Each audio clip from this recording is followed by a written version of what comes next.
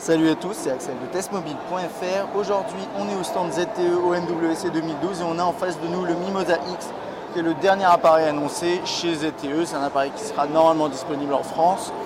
Et très rapidement sur les specs, même si vous les voyez ici, il tourne sur un processeur dual-core 1,2 GHz, c'est du Tegra 2.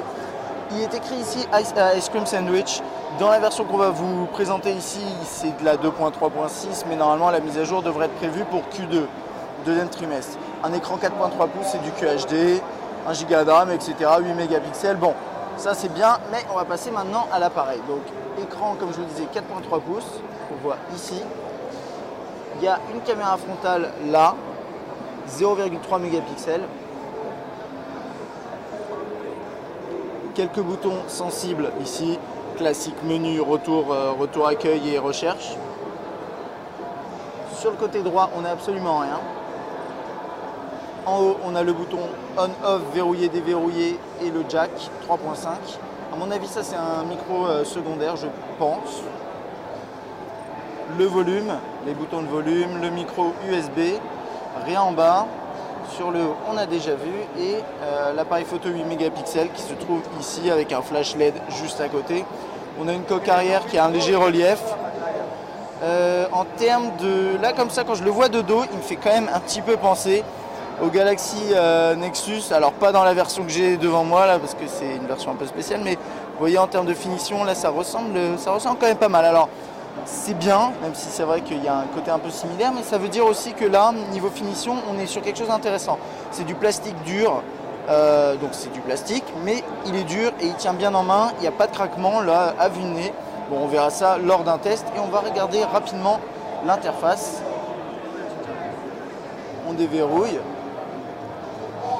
Alors pour tout vous dire, moi je ne suis pas extrêmement familier avec la surcouche ZTE, je ne sais pas exactement si c'est une nouvelle version ou non, mais on va faire un petit tour. Alors il y a des problèmes de connexion, comme vous voyez sur les widgets, il ne va pas pouvoir se connecter, c'est pas grave. Voilà. On reste appuyé, on a des widgets ZTE ici, Task Manager, ZTE Contact, ZTE Musique. Voilà, un petit player musical, ce genre de choses. On a le tiroir des notifications avec différents accès rapides aux paramètres de façon assez classique. Il y en a pas mal ici, ça a l'air intéressant. On a même un qui s'appelle Data, ça c'est pas mal. Moi je sais que j'utilise un widget pour faire ça. Là on l'a en accès natif. Je vais vous montrer rapidement le numéro de la version sur cet appareil là, donc c'est 2.3.7.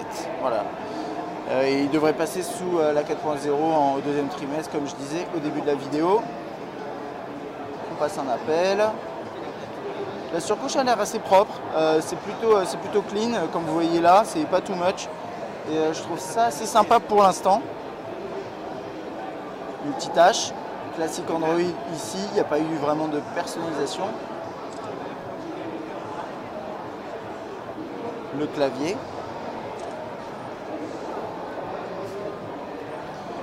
Alors là, l'auto-rotate ne doit pas être activé. On va l'activer très rapidement. Donc vous voyez, c'est quand même pratique. Moi j'aime bien les accès rapides dans le tiroir des notifications. Voilà, on a ça. Hop. On va regarder rapidement le menu principal. Donc avec un style un peu particulier, avec des sortes de bulles comme ça. Pourquoi pas, c'est assez amusant. Alors là, il galère un petit peu de temps en temps. N'oubliez pas qu'au MWC, la plupart des appareils sont quand même des prototypes.